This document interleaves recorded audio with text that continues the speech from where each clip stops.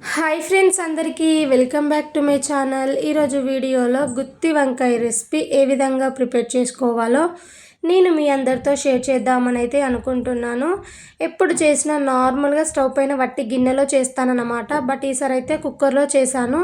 ఎట్లా వస్తుందో ఏంటో అని అనుకున్నాను, కానీ టేస్ట్ అయితే అదిరిపోయిందన్నమాట. వీలైతే మీరు కూడా ఒక్కసారి నేను చెప్పినట్టు ఇట్లా కుక్కర్లో ట్రై చేయండి, టేస్ట్ బాగుంటుంది. ఫస్ట్ అయితే ప్రాసెస్లోకి వెళ్ళిపోదాము. ముందుగా గిన్నెలోనైతే కొన్ని వాటర్ తీసుకున్నాను. అందులోనే 1 టేబుల్ స్పూన్ వరకు సాల్ట్ వేసాను అనమాట.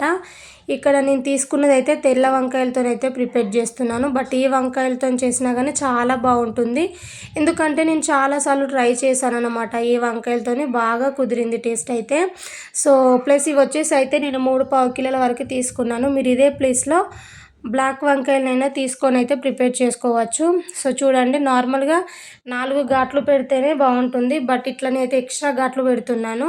ఎందుకంటే నేను తీసుకున్న వంకాయలు అనేవి కాస్త సైజ్ పెద్దగా ఉన్నాయన్నమాట. కొంచెం ఇట్లా ఘాట్లు ఎక్కువగా పెడితే మసాలా, ఉప్పు, కారం వెళ్ళి టేస్ట్ చాలా బాగుంటుందని అయితే కొంచెం చూడండి. నేనైతే ఘాట్లు ఎక్కువగానే పెడుతున్నాను. ఇంకా మీ ఇష్టం అండి, మీకు ఎట్లా వీలైతే అట్లా ఘాట్లు పెట్టామంటే సరిపోతుందన్నమాట.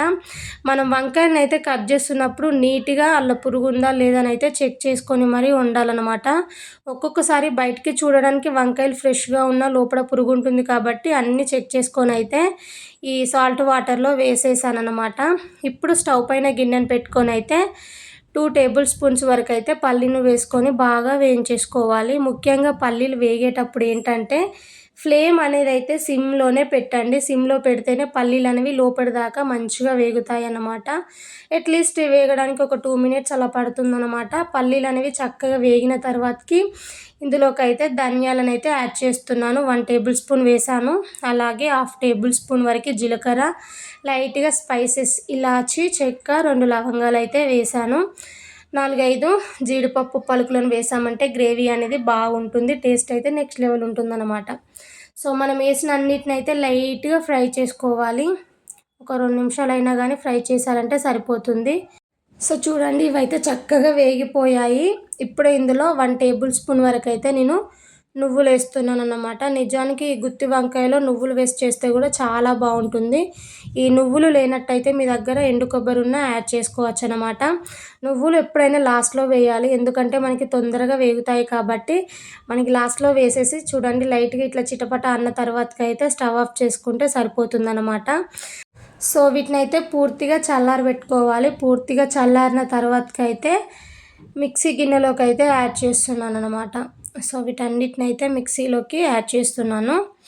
సో ఇప్పుడే ఇందులోకి 2 టేబుల్ స్పూన్ వరకు కారం వేస్తున్నాను అన్నమాట. సో ఇక్కడ నేను తీసుకుంది కరాని కారం కాబట్టి స్పైసీగానే ఉంటుంది.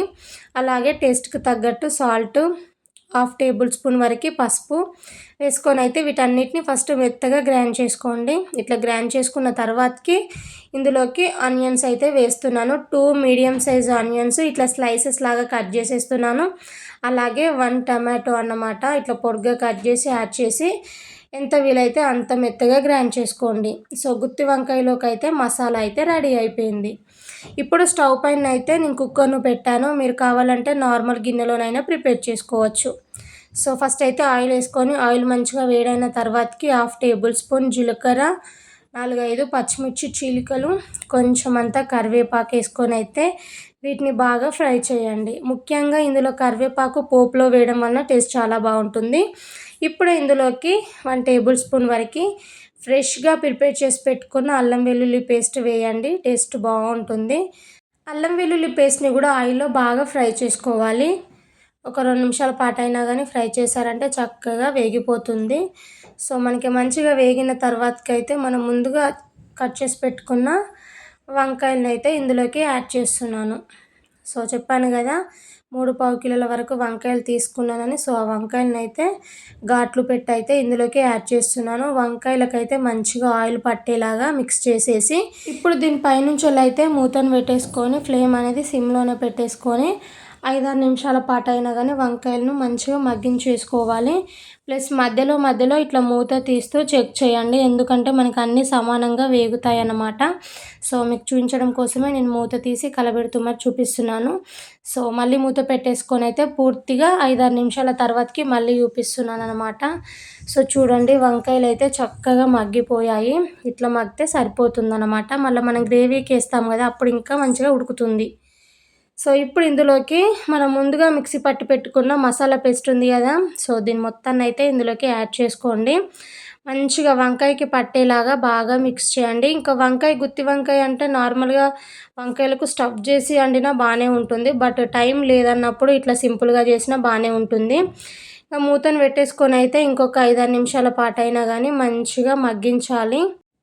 మధ్యలో మధ్యలో మూత తీస్తూ కలబెట్టండి, ఎందుకంటే అడుగు అనేది మాడుతుందా లేదా అని చెక్ చేయడం కోసం. సో చూడండి, మనకి మసాలా పేస్ట్ కూడా మంచిగా ఫ్రై అయ్యి లైట్గా ఆయిల్ సపరేట్ అవ్వడం అయితే స్టార్ట్ అయింది కదా. ఇప్పుడైతే ఇందులోకి గ్రేవీకి తగ్గట్టు వాటర్ని అయితే వేసేసుకోవాలి. నేను మిక్సీ పట్టిన గిన్నెలోనే 1 గ్లాస్ వరకు వాటర్ వేసి అయితే ఆ వాటర్ ఇందులోకి అయితే యాడ్ చేశాను అన్నమాట. వాటర్ వేసిన తర్వాతకి ఒకసారి అడిగేలా బాగా మిక్స్ చేయండి.